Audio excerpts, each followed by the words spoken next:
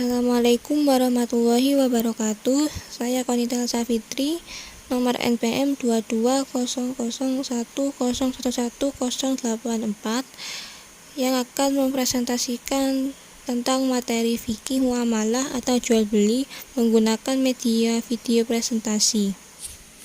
Potensi inti. Yang pertama, menerima, menjalankan, dan menghargai ajaran agama yang dianutnya. Yang kedua, menunjukkan perilaku jujur, disiplin, tanggung jawab, santun, peduli, dan percaya diri dalam berinteraksi dengan keluarga, teman, guru, dan tetangganya. Yang ketiga, memahami pengetahuan faktual dan konseptual dengan cara mengamati, menanya, dan mencoba berdasarkan cara ingin tahu tentang dirinya, makhluk ciptaan Tuhan, dan kegiatan dan benda-benda yang dijumpai di rumah, di sekolah, dan tempat bermain. Kompetensi dasar. Yang pertama, menghayati nilai-nilai dari ketentuan tentang jual beli. Yang kedua, membiasakan perilaku jujur sebagai implementasi dari pemahaman terhadap ketentuan jual beli menurut Islam. Yang ketiga, memahami ketentuan jual beli. Tujuan pembelajaran. Siswa mampu memahami pengertian jual beli, rukun, dan hukum jual beli yang diperbolehkan agama Islam, sehingga dapat mempraktikkan dan membiasakan jual beli yang halal. Efektivitas. Dapat meningkatkan perhatian siswa sehingga suasana belajar siswa menjadi menyenangkan dan menarik. Alasannya, meningkatkan motivasi belajar siswa, menyenangkan bagi siswa. Langkah-langkah. Membuat PowerPoint berisikan materi terlebih dahulu, kemudian screenshot setiap bagian slide-nya.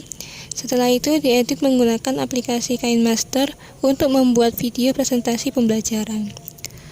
Cara kerja operasional. PowerPoint menjadi video, termasuk narasi, transisi, rekaman suara untuk mempresentasikan. Kelebihan, dapat mengatasi keterbatasan waktu. Kelemahan, tidak semua siswa dapat mengikuti pembelajaran melalui video presentasi pembelajaran. Saran dan rekomendasi, melalui video presentasi pembelajaran ini, siswa dapat mempelajari, menyimak, dan memahami materi dengan baik. Fikih muamalah atau jual beli. Berikut ini adalah poin-poin yang harus kita pelajari, yaitu yang pertama, pengertian jual beli. Yang kedua, dasar hukum jual beli. Yang ketiga, hukum jual beli. Yang keempat, rukun dan syarat jual beli. Yang kelima, macam-macam jual beli. Yang keenam, manfaat jual beli. Yang pertama yaitu pengertian jual beli. Jual beli atau perdagangan dalam istilah fikih disebut al-bai, yang menurut etimologi berarti menjual atau mengganti.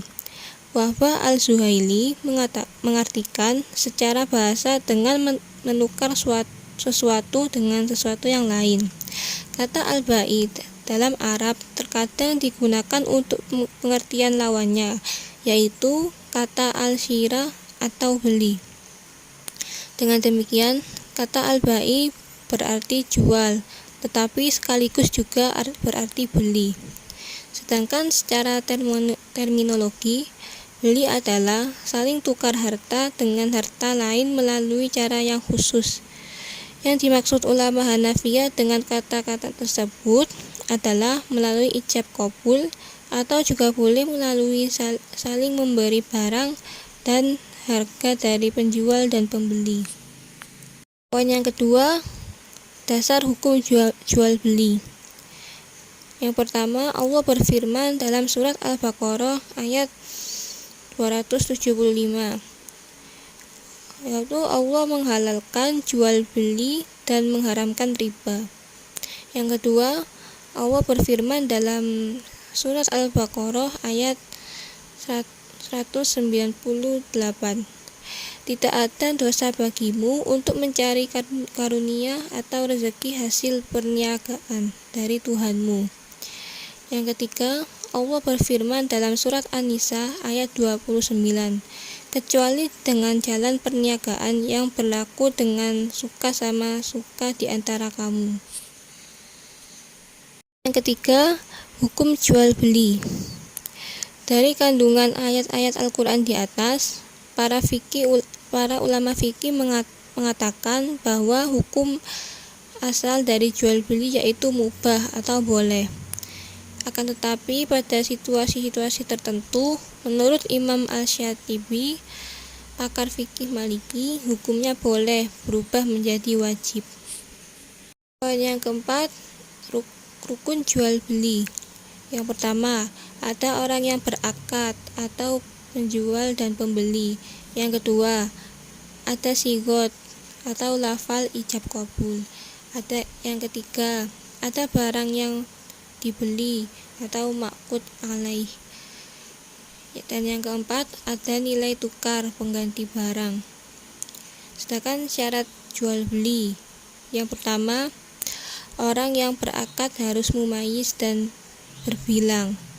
Yang kedua, sigotnya harus dilakukan di satu tempat, harus sesuai dan harus didengar oleh kedua belah pihak. Yang ketiga, objeknya dapat dimanfaatkan, suci, milik sendiri, dapat diserah terimakan. Dan yang keempat, harga harus jelas. Poin yang kelima, macam-macam jual beli dapat ditinjau dari berbagai segi, yaitu yang A, ditinjau dari segi bendanya dapat dibedakan menjadi yang pertama, jual beli benda yang kelihatan, yaitu jual beli yang pada waktu akad barangnya ada di hadapan penjual dan pembeli. Yang kedua, jual beli salam atau bisa juga disebut dengan pesanan. Dalam jual beli ini harus disebutkan sifat-sifat barang dan harus dipegang di tempat akad berlangsung. Dan yang ketiga, jual beli benda yang tidak ada. Jual beli seperti ini tidak diperbolehkan dalam agama Islam. Ditinjau dari segi pelaku atau subjek jual beli. Yang pertama, dengan lisan. Akad yang dilakukan dengan lisan atau perkataan bagi orang bisu dapat diganti dengan isyarat. Yang kedua, dengan perantara. Misalnya, dengan tulisan atau surat menyurat. Jual beli ini dilakukan oleh penjual dan pembeli, tidak dalam satu majelis akad, dan ini diperbolehkan menurut syarat. Dan yang ketiga, jual beli dengan perbuatan, yaitu mengambil dan memberikan barang tanpa ijab kabul. Misalnya, seseorang mengambil mie instan yang sudah bertuliskan label harganya. C. Ditinjau dari segi hukumnya. Jual beli dinyatakan sah atau tidak sah bergantung pada pemenuhan syarat dan rukun jual beli yang telah dijelaskan di atas. Dari sudut pandang ini, jumhur ulama membagi menjadi dua, yaitu yang pertama, sahih, yaitu jual beli yang memenuhi syarat dan hukumnya. Yang kedua, ghairu sahih, yaitu jual beli yang tidak memenuhi salah satu syarat dan rukunnya. Keenam, manfaat jual beli. Yang pertama, jual beli dapat menata struktur kehidupan ekonomi masyarakat yang menghargai hak milik orang lain. Yang kedua, penjual dan pembeli dapat memenuhi kebutuhan atas dasar kerelaan atau suka sama suka, masing-masing pihak merasa puas. Yang ketiga, penjual melepas barang dagangannya dengan ikhlas dan menerima uang, sedangkan pembeli memberikan uang dan menerima barang dagangan dengan puas pula. Yang keempat, dengan demikian, jual beli juga mampu mendorong untuk saling bantu antara keduanya dalam kebutuhan sehari-hari. Yang kelima, dapat menjauhkan diri dari memakan atau memiliki barang yang haram. Penjual dan pembeli mendapat rahmat dari Allah Subhanahu wa taala, menumbuhkan ketentraman dan kebahagiaan. Kemudian hikmah jual beli dalam garis besarnya sebagai berikut. Allah Subhanahu wa taala mensyariatkan jual beli sebagai pemberian keluangan dan keleluasan kepada hamba-hambanya. Karena semua manusia secara pribadi mempunyai kebutuhan berupa sandang, pangan, dan papan. Kebutuhan seperti ini tidak pernah putus selama manusia masih hidup. Tak seorang pun dapat memenuhi hajat hidupnya sendiri. Karena itu, manusia dituntut berhubungan satu sama lainnya. Dengan hubungan ini, tak ada satupun hal yang lebih sempurna daripada saling tukar, di mana seseorang memberi apa yang ia miliki untuk kemudian ia peroleh sesuatu yang berguna dari orang lain sesuai dengan kebutuhan masing-masing. Terima kasih, sekian dari saya. Semoga bermanfaat. Assalamualaikum warahmatullahi wabarakatuh.